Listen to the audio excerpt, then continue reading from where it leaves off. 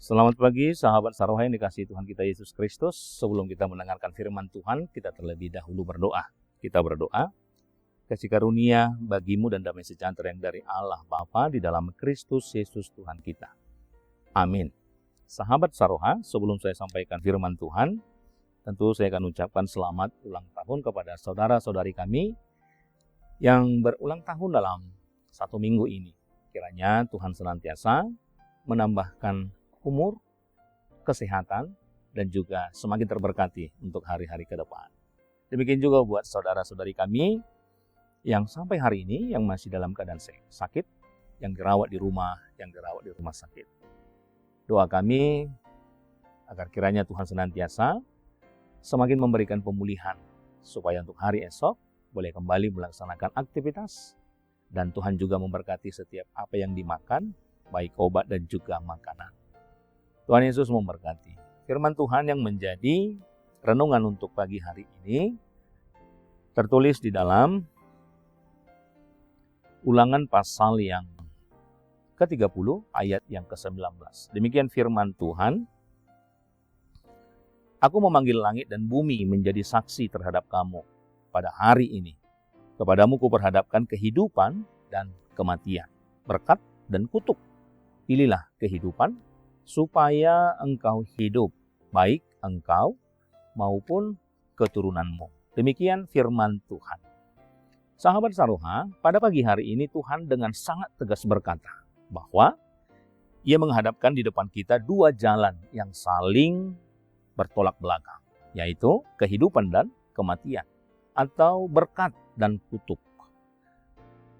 Kehadiran saksi yang begitu megah, yakni langit dan bumi, menunjukkan bahwa apa yang disampaikan Tuhan bukanlah sekedar sebuah saran moral yang bisa kita abaikan begitu saja, melainkan sebuah penegasan surgawi yang mutlak, sah, dan mengikat seluruh keberadaan kehidupan kita. Melalui firman Tuhan hari ini, Allah membongkar sebuah rahasia besar mengenai apa yang menjadi rancangan daripada Tuhan itu sendiri atas manusia, yaitu bahwa Dia menciptakan kita dengan kehendak bebas, atau kita ini bukanlah sebuah robot yang diprogram yang hanya untuk taat tanpa pilihan, melainkan hari ini kita bisa melihat kita adalah pribadi yang diberi hak penuh untuk menentukan arah langkah kita sendiri. Namun kebebasan itu datang bersama dengan sebuah tanggung jawab yang sangat besar. Karena setiap keputusan yang kita ambil hari ini, baik itu sekedar dalam pikiran tersembunyi, maupun juga dalam pikiran dan tindakan yang tampak nyata atau yang nyata. Dan semuanya itu tentunya membawa sebuah konsekuensi di tengah-tengah kehidupan kita. Kita juga tidak bisa berpura-pura netral di hadapan Tuhan. Karena tidak memilih jalannya, berarti kita otomatis sedang berjalan menuju sebuah kutuk dan kematian secara rohani. Dan hal yang luar biasa menakjubkan dari nats ini adalah bahwa Tuhan kita bukanlah Allah yang dingin, yang hanya menonton dari kejauhan dan membiarkan kita tersesat di dalam kebingungan. Tetapi dengan penuh kasih sayang, seperti seorang bapa yang sangat mencintai anak-anaknya, Tuhan membisikkan sebuah petunjuk yang sangat jelas dan berkata, pilihlah kehidupanmu. Sahabat Saroha yang dikasihi Tuhan kita Yesus Kristus, dalam hal ini kita hendak melihat bahwa Tuhan merindukan kita selamat. Dia merindukan hidup kita dipenuhi dengan berkat. Dan Tuhan juga ingin setiap generasi-generasi dalam kehidupan kita menikmati bagaimana janji-janji keselamatan yang Tuhan berikan di tengah-tengah kehidupan kita.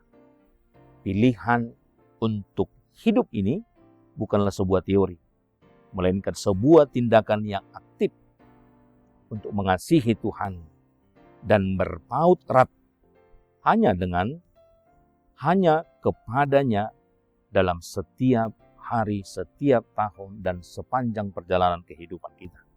Oleh karena itu, nats ini mengajak kita untuk memeriksa kehidupan kita, diri kita masing-masing.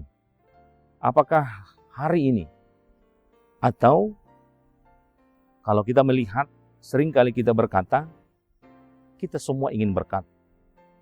Tetapi keputusan hidup kita hari ini atau sehari-hari justru mendekat kepada kutuk dan kompromi terhadap dosa.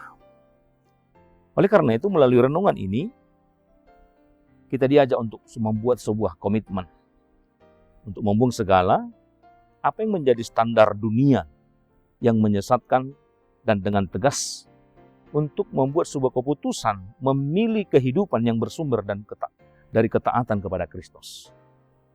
Karena ketika kita memilih untuk mendengarkan suara Tuhan dan berpaut padanya, maka kehidupan, kekuatan, dan berkat sejati itu bukan lagi sekedar harapan, melainkan kenyataan yang akan terus-menerus mengalir dalam diri kita dan juga dalam kehidupan setiap generasi, keturunan-keturunan kita untuk selanjutnya.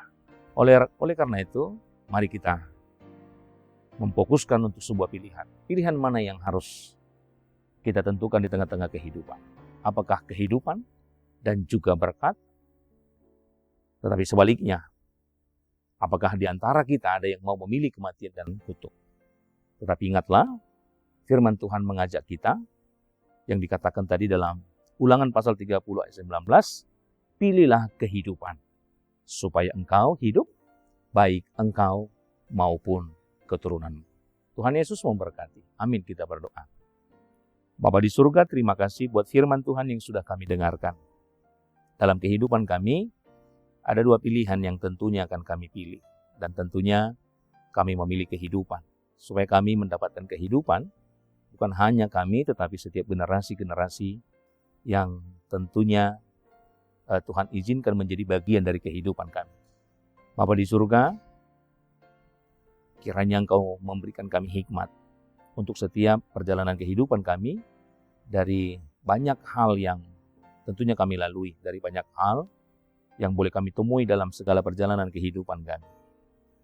Kiranya apapun yang kami temui tidaklah membuat kami masuk ke dalam pilihan kehidupan yang tidak membawa kami mendekat kepada Tuhan, yang tidak membawa kami melekat kepada Tuhan. Tetapi hendaknya dengan hikmat yang daripada Tuhan, kami bisa menentukan dan kami bisa memastikan bahwa kehidupan kami berjalan senantiasa hanya dengan kasih karunia Tuhan.